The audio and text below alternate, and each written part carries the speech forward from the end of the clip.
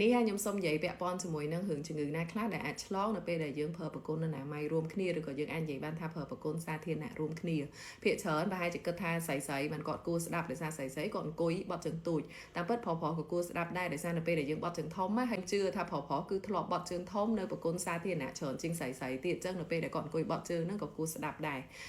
មុននឹងខ្ញុំប្រាប់ថាជំងឺណាឆ្លងជំងឺណាមិនឆ្លងខ្ញុំចង់ឲ្យបងប្អូនទាំងអស់គ្នាយល់អំពីសន្តានរបស់មេរោគសិនមេរោគគឺវាមានច្រើនបែបច្រើនសន្តានដែលមេរោគខ្លះគឺវាត្រូវការនៅក្នុងខ្លួនរបស់មនុស្សយើងហ្មងបានវារស់ឧទាហរណ៍ណាមេរោគអេដមេរោគ HPV គឺជាមេរោគដែលបង្កឲ្យមានហារីក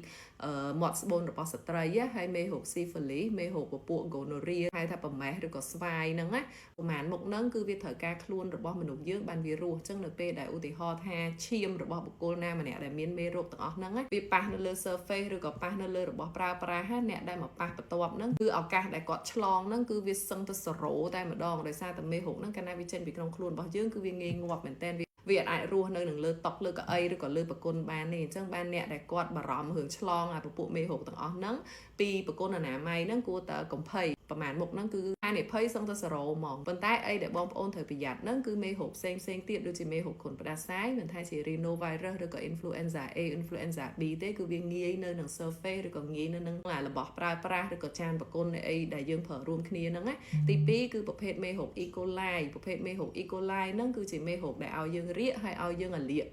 ផ្លោកនោមឬក៏ពហួរនោមរបស់យើងបានអាហ្នឹងក៏ងាយឆ្លងនៅពេលដែលយើងប្រើបន្ទប់ទឹករួមគ្នាដែលអត់មានអនាម័យដែរទី3ពពួកគេហៅថា Salmonella ឬក៏ Shigella ពពួកអស់ហ្នឹងគឺជាមេរោគដែលយើងឃើញមានដែលអាចធ្វើឲ្យយើងរាករូសហើយអាចធ្វើឲ្យយើងមានជំងឺគ្រុនពោះវៀនអាហ្នឹងគឺអាចឆ្លងពាក់ព័ន្ធនឹងពេលដែលយើងប្រើប្រគុណអនាម័យឬក៏យើងប្រើប្រគុណសាធារណៈរួមគ្នាជាមួយបុគ្គលដែលគាត់ផ្ទុកបាក់តេរីហ្នឹងឬក៏គាត់មានមេរោគហ្នឹងអញ្ចឹងនៅពេលដែលយើងប្រើប្រគុណអនាម័យមិនបានន័យថាយើងប្រើអត់បានទេគឺទី1គឺយើងត្រូវដឹងថាយើងត្រូវលាងដៃឲ្យស្អាតពេលដែលយើងចេញពីប្រគុណអនាម័យព្រោះអីមិនមែនតែចានប្រគុណហ្នឹងទេដែលអាចចម្លងយើងបានណាសូម្បីតែកន្លែងដៃទ្វារកន្លែងចុចទឹកកន្លែងរបៀបថាទូទៅនៅក្នុងប្រគុណហ្នឹងហ្មងគឺវាមានហានិភ័យមានមេរោគដែលខ្ញុំនិយាយខាងលើហ្នឹងវាខ្ពស់ចំណុចមួយទៀតគឺនៅពេលដែលយើងចុចទឹក